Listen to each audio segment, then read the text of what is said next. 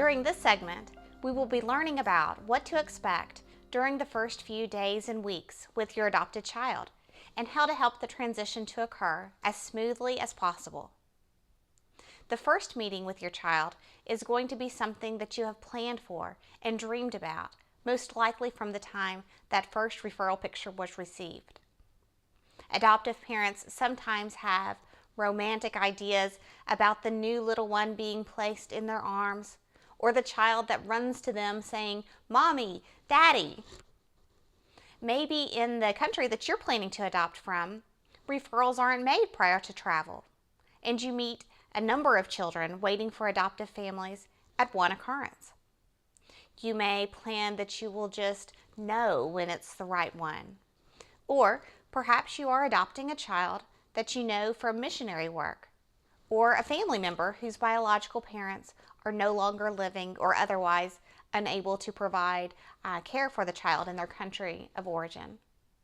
There are many situations and circumstances that will influence the way that this first meeting may go, and it is both wise and good practice and flexibility of your expectations that adoptive parenting will definitely require to be as open and understanding of the child's feelings as possible.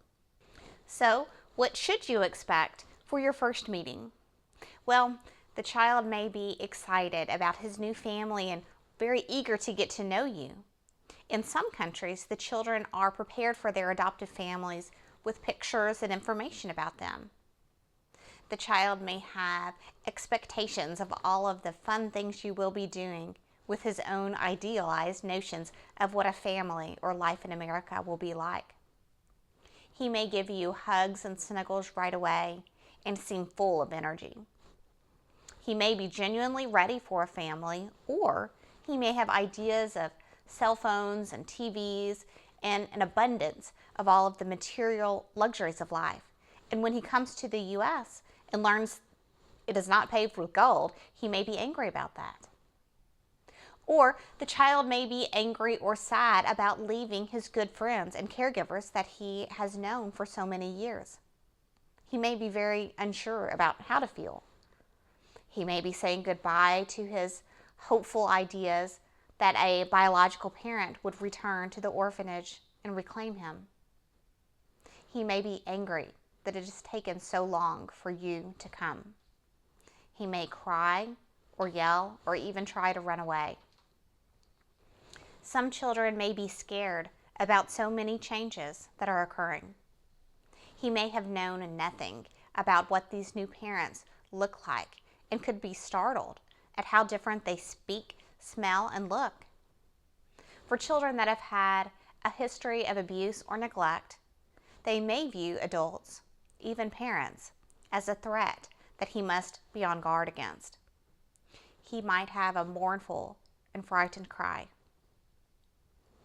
Some very scared children use a defense mechanism of being a perfect child. They seem playful and happy right away as they have learned that it is in their best interest of safety and for attention if the adults find them to be delightful. These children may try to perform or entertain their new parents. They may play independently or with you, sit on your lap, hold your hand tightly, and accept any new foods they are offered. They want to be perceived as an absolute joy, because if they don't, they may be worried that these new parents won't stick around. Some children, usually older infant or toddler age, sort of zone out with the stress of joining new parents. They may be withdrawn or even show some strange behaviors that can look autistic. It is as if they shut down for a few days. They don't have the ability to process all of these major changes that are happening. Their bodies just get in a state of sensory overload and trauma, and they don't know what to do. They may focus on eating or refuse to eat. They may sleep a whole lot or not at all. The child may be dismissive of new parents as they view adults as unnecessary for emotional support. They may see parents as an inconsistent presence. So it's best not to get too attached in order not to be disappointed later. In some countries, male children may have a disrespect for women, including this new white woman who is calling herself mother. He may refuse to speak to her or follow her directions, instead only responding to his adoptive father. Or your child may have a mixture of all or very few of these. It is impossible to say how an individual child will react. Expect the unexpected is a term we hear a lot, but it really does apply in the context of a child joining a new family. I have to say it again. Practice your flexibility of expectations. I didn't have any romanticized notions. I was again preparing for worst-case scenario. I imagined they might scream and cry and hate us and never sleep. But they were just normal kids. They were shy at first, as one would expect.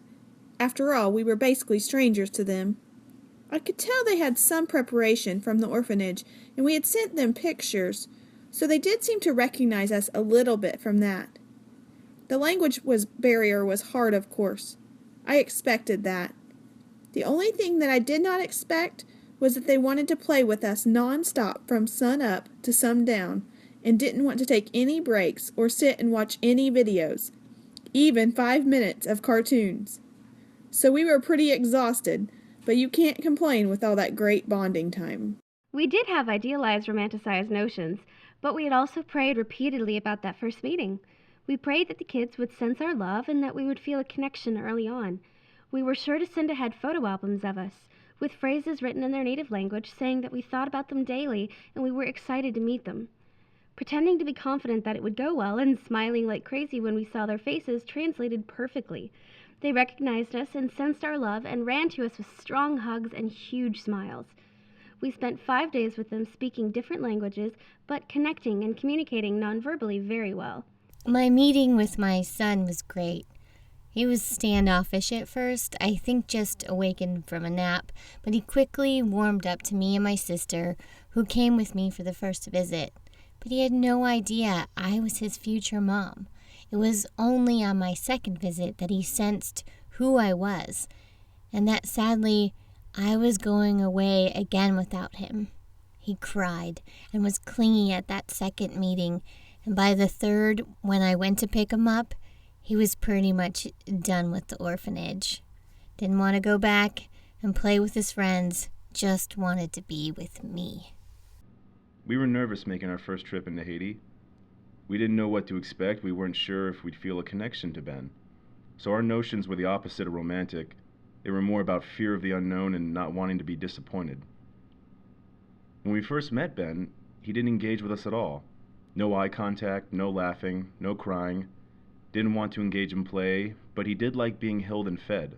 We weren't really sure if there was anything wrong with him. That continued until weeks after we brought him home. It wasn't until we met some other adoptive parents in Haiti that observed his behavior and explained how normal it was that we started to breathe a sigh of relief. I felt scared. I just wanted to be a kid. But I was only 9 and had already been rejected by over 20 families. I acted up because I felt like they were going to kick me out anyway. I had heard so many times that people loved me and were going to fix me that I stopped believing it. New parents like to tell children how much they know and they can fix their past. They can turn the foster kids into perfect children. We don't care how much you know until we know how much you care. This does not mean telling us. It means showing us. The day I was adopted, I was 5 years old. It had been a typical day. However, around nap time that day, my caretaker pulled me aside and told me to wait on a couch. As I waited for some time, the caretaker came back up and told me to follow her downstairs to the office. I was confused at the moment, as I typically assumed entering the office meant that I was in trouble. As I rounded the corner into the office, I noticed that the room was quite crowded with many individuals. The headmistress asked me to pick out my family. At the time, I was quite confused as to what this new word family even meant.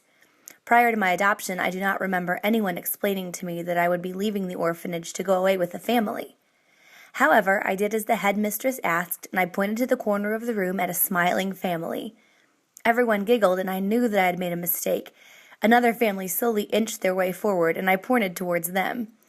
At the time, I had no idea that these smiling faces would be my new mother, father, and older brother. After a little time, I left with my new family. I had rarely gone beyond the orphanage walls, so I remember almost trembling with excitement. After a short distance, we arrived at an apartment complex that my parents had rented for a 2-week period. Upon entering the door of the apartment, my parents asked me to remove my shoes. At the time, I still did not know who these individuals were, and so I refused. I feared that they would steal my shoes, and that upon returning to the orphanage, I would be yelled at by my caretaker for losing my shoes. This was one of the first moments that my parents realized that I really did not grasp the situation. In my mind, I still believed I would be returning to the orphanage. My parents tried to explain as best as possible that I was part of their family now. However, it would take some months after flying back to the United States for me to begin to understand that I was not returning to the orphanage, and that I now had a mother, father, and older brother. To be quite honest, I had no idea what to expect of my new life. I was in a new land and was no longer confined to the 4 walls of the orphanage. I also, for the first time in my young life, began to feel love towards another human being. However, my adjustment to my new life would come with many outbursts, tears, dishonesty, and distrust of other people, as well as acting out in order to get additional attention from my family or any outsiders. Although adoption gives the child a wonderful future, it is born out of loss. For the birth parents of not being able to raise their child, the child not having the opportunity to be raised by his birth parents, or in the case of international adoption, in his birth culture, and sometimes the adoptive parent's loss of not having a biological child or not meeting their dreamed for expectations of what raising a 4-year-old or a 10-year-old would be like. Adopting parents should expect that the child will show symptoms of grief. It is proven that even newborn babies show signs of stress when separated from their birth parents. Older infants and toddlers usually show the most obvious signs of grief, and usually very soon after meeting their new parents. Older children are less likely to display much sadness until they have a lot of trust with their new family, and this can take many months or even years. Common grieving behaviors include withdrawal, sadness, clinginess, fussiness, developmental regression, hyperactivity, physical illness, diarrhea, eating and sleeping disturbances, and repetitive behaviors. It is not pleasant to watch your child grieve, but it is not necessarily a bad thing. A grieving child is actually a pretty good indication that the child has had an attachment with a previous caregiver. Therefore, they should be able to eventually form another attachment with a new family. Experience your child's grief with her. Hold her through her crying episodes if she will let you. If she won't let you, sit down on the floor beside her so at least you're close by. Many adoptive families express that after the first 3 days with a new infant or toddler, the intense grieving seems to subside and the child relaxes a little bit. It seems that after about 3 days, they are also more willing to eat and sleep and start on a more consistent schedule with their ability to interact and enjoy and play with their new parents. Our daughter seemed fairly okay when we were in China.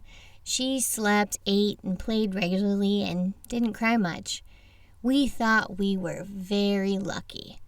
Truth told, we were just overjoyed first-time parents who didn't know unattached behavior when we saw it. When we arrived home, she began to have some serious sleep issues, including night terrors, where she would often scream for her orphanage caregiver. This continued for many months and still occurs some 3 years after her adoption, though much less frequently. Our son was 13 months old when he arrived home from Korea. The first week was completely the opposite of what we expected. He was happy and playful and took right to us. It was like he felt he was here with us for a visit, so he would have his fun and then go back to his ama, his foster mother. About 10 days into his arrival, our son began to grieve significantly. He would cry inconsolably for literally hours. His cries were hard to hear because they were not cries of anger or fear, but sadness. We tried our best to keep him on a regular schedule and keep things routine. We were blessed with the wonderful weather during that time, so we spent most of our day outside, and the warm sunshine seemed to be the best thing for him. Some of the specific things we did were swing on the porch while holding him close, holding him during bottle feedings, rocking him to sleep, and taking walks while holding him. Also, we allowed him to cry with us without being an overbearing presence. We tried to maintain minimal noise and distractions at home. His intense grieving lasted about 2 weeks, though we feel like he continued with milder grieving for some time thereafter. The first few days were filled with so many new things and people that I don't think he really started to grieve until after the 4th day with us.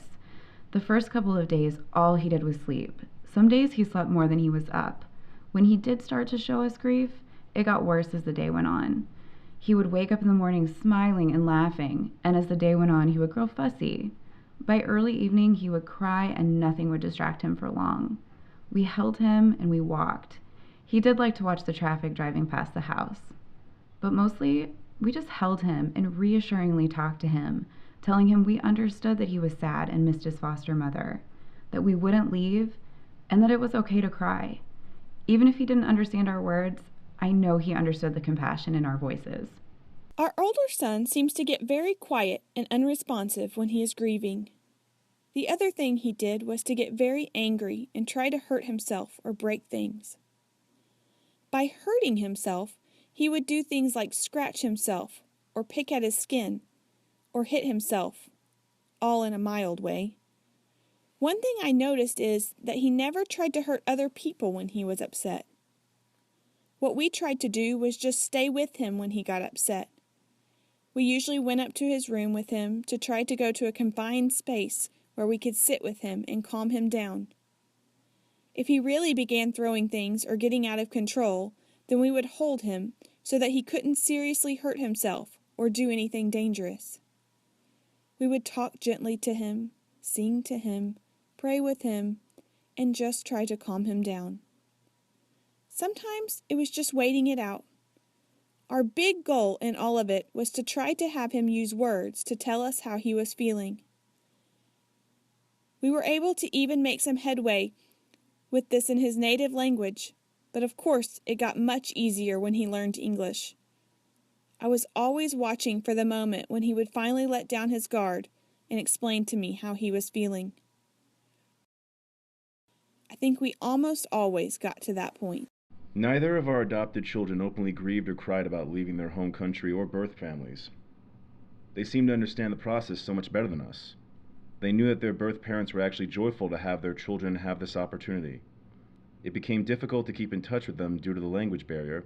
Still, we have a trip planned to visit birth families with an interpreter after 4 years since their adoption.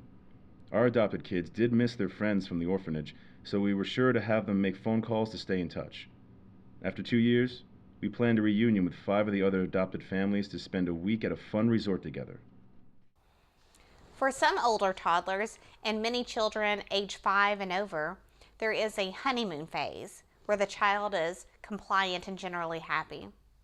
Although attachment is in the very early stages during this time, the older child's agreeable nature and desire to please the adoptive parents, coupled with the adoptive parents' desire to smoothly incorporate the new child into the family, helps to move bonding forward for parent to child and child to parent.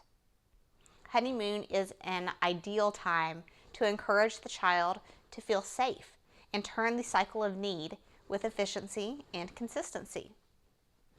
We will discuss a lot about attachment cycle during the segments on attachment and trust-based relational intervention. But the first thing a child needs before they are able to advance to greater levels of emotional connections is to feel safe.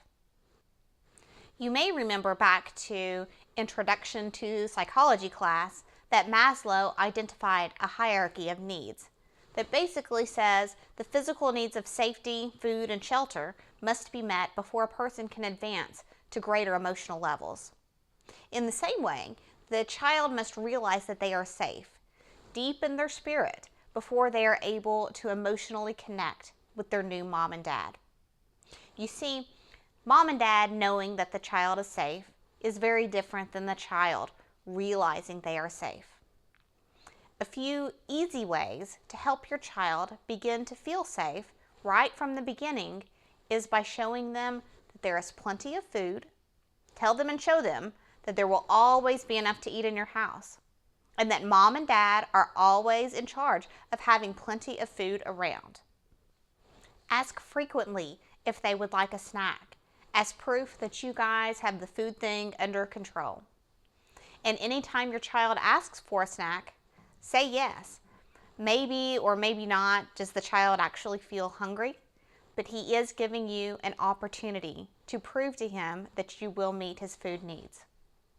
Don't forget that a child who was deprived early in life likely has a ton of growing to make up for and will be eating and growing lots in his first few months home. Also, a child that has had early nutritional deprivation may be worried about the availability of food. Second, show the child that you can be trusted. Seek opportunities that you can prove yourself as trustworthy to the child. Create situations where mom comes through and delivers. Examples of this can be by saying, first we are going to make the bed and then we're going to have breakfast. Or first we're going to build a block tower and then we're going to knock it down. First I'm going to put the cereal in the bowl and then I'm going to put milk on it. Several times a day, mom and child should make a plan and then mom delivers on the plan, displaying that she is trustworthy. And show the child that he is not in danger. Use the words, "You're in a safe home here. Mom and dad are in charge and we are always going to keep you safe. All you need to do is be a kid. We have the grown-up jobs under control." Throughout your day, whenever an opportunity presents, say, "We hold hands when we cross the street to keep you safe from cars and trucks," or "Only mommy is allowed to touch the stove when I'm cooking because I want to keep my sweet girl's fingers safe from being burned." When you see a doggy that a neighbor is walking, say, "We always have to ask permission before petting the dog to keep you safe from being bit." Even take the child through nighttime routines of locking the doors if needed. If you take away nothing else from this segment, please hear this. Felt safety must be the first goal when the new child enters the family, as the child is unable to move on to deeper levels of emotional attachment and security if he or she does not feel safe deep in their spirit. The 7-year-old needed more felt safety than the 3-year-old, as you would expect. The little brother felt safe if his older brother felt safe. Having a very consistent routine and explaining what was going to happen before it happened was very important. We created calendars to count down to special days and also to explain when certain things like doctor visits would be happening. The more we could explain what was going to happen each day and each week, the better. And this continues in our home, sometimes on an hourly basis. We spend a lot of time explaining what is going to be happening in the near future. Spending a lot of time together doing fun things was also important. We tried to hold them as much as possible. We worked to stay calm and not raise our voices no matter what happened. We viewed crying or fits as completely normal and not a big deal, but just stayed with them throughout their crying, even if it took hours, just to let them know mommy is here or daddy is here, no matter what. You can cry and throw stuff, and I'm still going to be here and be calm. For one of our adopted children who had spent most of his childhood with his birth mother and birth father, the process of attachment was fairly natural and smooth.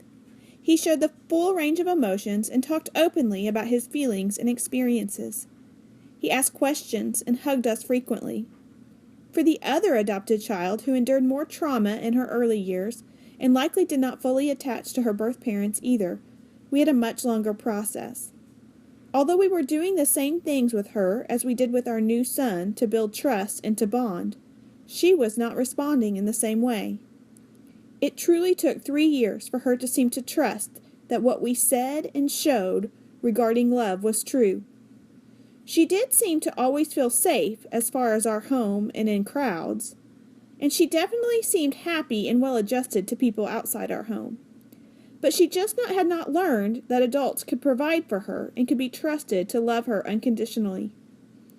Any parents adopting need to learn as much as they can about helpful ways to promote attachment and ways to deal with the length of time it may take to develop. I think my parents did an excellent job of adjusting me to my new life. However, when I was adopted in 1993, my parents were left with little advice or help on how to deal with the many behavioral issues that are so common with children that are institutionalized. I think that if my parents were able to get me into therapy at an earlier age, it would have been very productive, not just for myself, but for also helping my parents understand the source of my behavioral issues.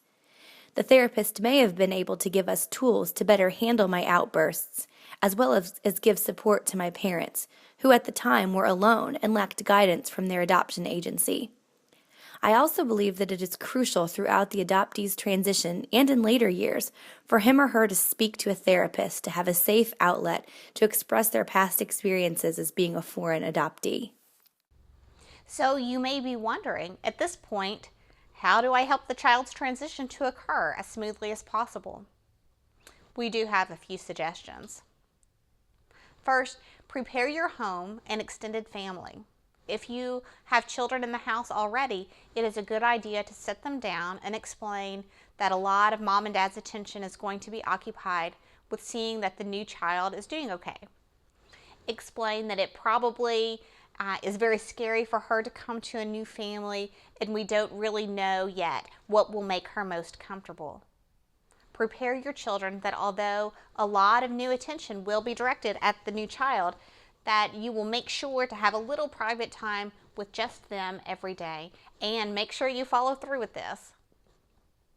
Ask your child about ways they would like to be involved with helping the new child become comfortable in the family. And try to incorporate those ideas as much as possible into your new routines. After the new child is home, make sure to regularly check in with your other kids to see what they feel is working and what is not working for them in their new relationship with the new family member. Let your extended family and friends know that you're going to disappear for a little while as you and the new child get to know each other, and that adoption professionals have told you that it's best for the child and new family to begin an attachment before too many relationships outside the household are introduced. If they want to help, that's great. Maybe they can assist with cooking or errands or running big kids to soccer practice or dance lessons, but no need for any babysitting right away.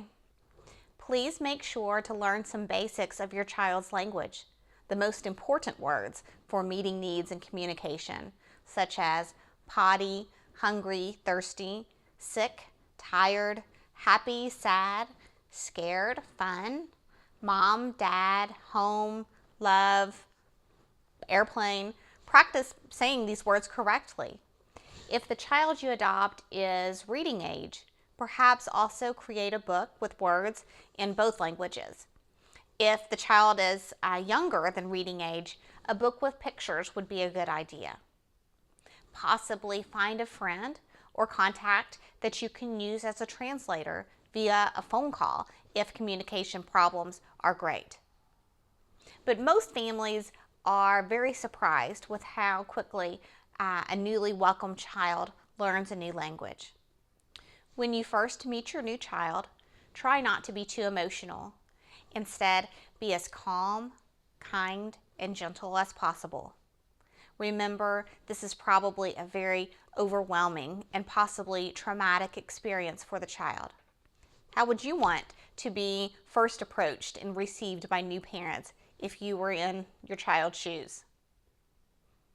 Snacks and treats are usually enjoyed across barriers of language and culture.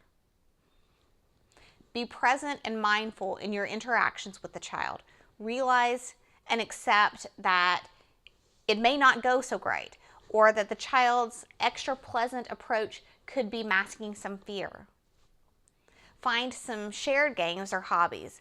Maybe a young infant likes to play peekaboo, or maybe an older child enjoys tractors. Perhaps a teenager likes nail polish. Use play to touch the spirit of a scared child with love and safety. Incorporating routines into your home are very important for both smooth transition as well as smooth adoptive parenting. Many children are on guard after a traumatic event, and leaving one's home and culture and joining a brand new family in a new country definitely qualifies as traumatic, although good, much like having a necessary surgery is both traumatic but good. Many children are not well prepared in their countries of origin about their adoption plans. Some have no notice due to cultural preferences, orphanage policies, or the age of the child. For these kids, they were just plucked up out of their normal life and handed to nice strangers, but strangers nonetheless.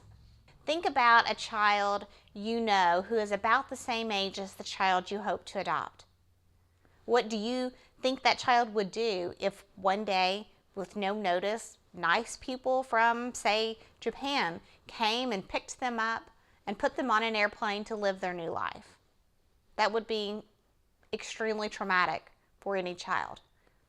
But incorporating routines helps the child know what is going to happen next, so they don't have to be so on guard.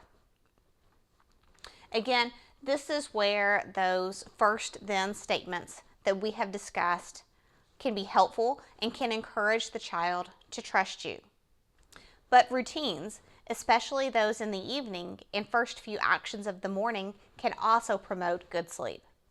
Whatever few evening activities you can do consistently and right before bed, you should make part of your child's bedtime routine. An example would be if every night your child takes a bath and then has a little massage with a scented lotion, with permission of course, enjoys a snack, brushes teeth, reads books, says prayers, and then gets a good night kiss, and goes to bed every night with this same routine. Then every morning, mom might say, "Good morning, sunshine," or sing a silly song of some sort, have a snuggle on the couch, and enjoy a sippy cup of milk or a favorite bowl of cereal.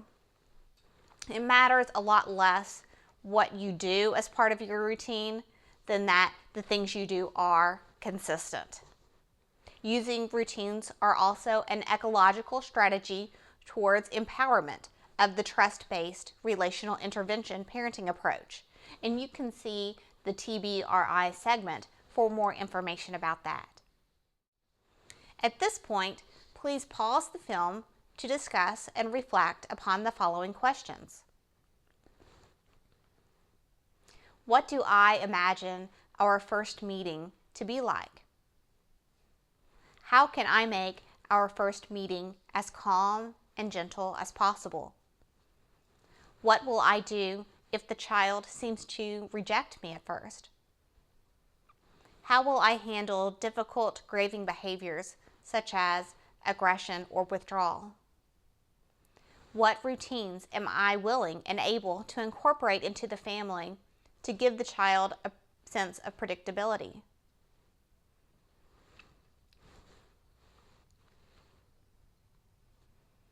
So now that we have talked about the importance of routine, especially at bedtime, I would like to now spend some time discussing sleep issues with the adopted child. Sleep disturbances are quite common, especially with recently welcomed infants and toddlers. If your child was in an orphanage and is used to sleeping with some noise and activity in the room, a nightlight, or a white sound machine, or even low TV noise in the background may help. Many adopted children experience night terrors. This term sounds very scary, but there are a wide range of what night terrors actually are, from whimpering to full-blown, standing up in the crib, eyes wide open, screaming his little head off. Night terrors actually happen during the REM cycle of sleep. If your child has a night terror, hold him gently, talk or sing quietly to him, rock him, walk with him, but don't try to wake him up, and don't get too emotional. Just be there with him and realize that he is grieving. Soon his body will relax and the night terror will end. Having a good bedtime routine and as much predictability for the child as possible is a big helper for reducing the frequency and intensity of night terrors. Also, some parents are able to identify triggers to their child's night terrors, such as time at a church nursery, eating a specific food, or going to the doctor. These things may represent an unpleasant memory for the child and can cause stress. If you can eliminate the trigger to encourage a sense of comfort and confidence in the child's new family, then you should. Night terrors are not something that we hear about as frequently with older children, although nighttime and difficulty with sleep for older kids is still a real possibility. Children that have been victims of sexual abuse, perhaps from orphanage staff or older children, nighttime is where abuse usually occurs, and it's where the child is most vulnerable. We have just talked about felt safety, and a child who has been abused may do very well with going through a routine of locking doors at night. Previously institutionalized children are usually trained not to get up during the night, therefore are less likely to call out if they need a parent for comfort. Some children will wander the house at night, possibly while sleepwalking. If you have other children in your home and are adopting an older child who may be sleepwalking, it's not a bad idea to use video cameras to make sure everyone in the house stays safe. Regardless of age, when welcomed, some children have sleep problems and some do not. For those that do experience sleep issues, I will say that as the child feels more safe, secure, and confident in their new family, sleep does improve. And the more well-rested the child is, the better they will be able to connect and succeed within their adoptive family. And finally, we moved our toddler into our bedroom to sleep at night. Friends and family cautioned us not to do this, but after so many months of not sleeping, 10 months to be exact, we finally gave up and put her in our room.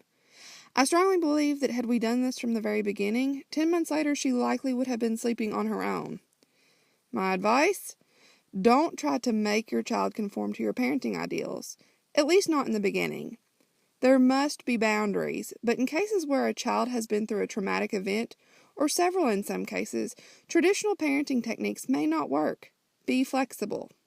Joey did have night terrors, although they were not what I was expecting. He only screamed for an extended period of time, 2 or 3 times in his sleep. He did sleep with us the first 2 months. When he had a terror, he would cry in his sleep. In the beginning, he would sleep in the crook of my arm. I would pull him to me and sit up, shushing and rocking him. There were times that I slept upright because he would cry again if I laid him down. Some nights we spent hours in the rocking chair. The first couple of weeks went great, even to the point of him sleeping in his bed a few times. But he regressed a little to waking up once or twice each night and needing to be rocked again. He didn't put up a fight to fall asleep, but he did need that extra help. As time went by, I could just rub his belly or back and shush him if he had a night terror. Most only lasted a few seconds. After about the 2nd month, he was consistently sleeping in his bed. Close to 3 months after his homecoming, we moved back to our room. Around this time, he started cutting molars. If he woke up in the middle of the night, he usually ended up in bed with us. Once the teething eased, that stopped and he would sleep through the night again. Our children were 3 and 7 when they came home. In anticipation of sleep issues, the very first week we came home, either my husband or I slept in their room with them. We had the advantage of adopting siblings, so they had each other to sleep with. I think that made a huge difference. But I wanted them to know right away that they had their own bedroom and Mommy and Daddy had their own bedroom. I didn't want them to get used to sleeping in our bedroom, but I didn't want them to feel abandoned either. So that's why we slept on the floor of their room with them, so they could get used to their own space and beds but still have Mommy or Daddy right there. We did variations of that for at least the first month, with my husband doing most of the middle of the night work because he has an easier time sleeping than I do. And we adopted boys, so they seemed to enjoy spending time with Dad. Eventually, he began sleeping out in the hallway just outside of their door to get them used to being on their own but still having Dad very near. Sometimes he stayed in their room until they fell asleep, and then left and came back to our bedroom. Eventually, I would say after about 2 months, they were sleeping in their own room without needing us in the middle of the night. But even to this day, I remind them that they can come get us any time in the night if they need something, and they do still come with an occasional wake-up, maybe about once a week. We answer their questions and then put them back to bed. They do very well sleeping through the night in their own room. They have been home for 1 year. Another huge sleep aid was a consistent bedtime and routine. We had them memorize the steps of the routine and went over it with them every night. They were used to having crackers or bonbons in the orphanage at bedtime, so we incorporated that into the routine. We read books with them as a wind-down time while they ate their crackers, brushed their teeth, went to the bathroom, got on pajamas, hugged and kissed, prayed, and then sang them some songs. Although we were prepared to change sleeping arrangements if needed, they both were excited to have their own beds and own rooms. Right from the first night, we tucked them in and they fell asleep quickly. They have slept all night ever since. Due to the routine at the orphanage, which had limited electricity, the kids were used to going to bed when it got dark, about 6 p.m., and getting up when the sun came up, about 6 a.m. They still seem to need more sleep than usual. This could be due to how much they have grown or how much they have had to learn since their new arrival too. Segment Review. A child may feel excited, scared, unprepared, hopeful, angry, sad, or a combination of all or some of these about meeting with his or her new parents. These feelings may come, go, and change over the first few days and weeks with their new family. Some children zone out when placed with their new parents. Their development may regress and or they may show very strange, even autistic-like behaviors. Usually after about 3 days, the child begins to feel more comfortable with an adoptive family. An adoptive parent cannot depend on the child's initial reaction to them to validate their role as mom or dad. The first parenting job that the adoptive family has is to help the child feel safe. Routines are extremely important for the adopted child as they provide a sense of predictability. Routines at bedtime are particularly helpful for the child's good sleep.